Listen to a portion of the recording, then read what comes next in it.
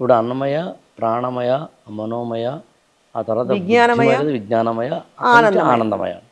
ఈ కోశాలన్నీ మన శరీరంతో కనెక్ట్ అయి ఉంటాయి. కనెక్టే ఉన్నాయి. ఎలాంటి ద్వారా అంటే స్వర విజ్ఞానంలో అంటే స్వరశాస్త్రంలో యోగులు దీన్ని ఎలా గ్రహించేవాళ్ళంటే గాలి కన్నా వేగంగా వెళ్ళేది కాంతి. సో గాలి అనేది చాలా అంటే ప్రాణవాయువు.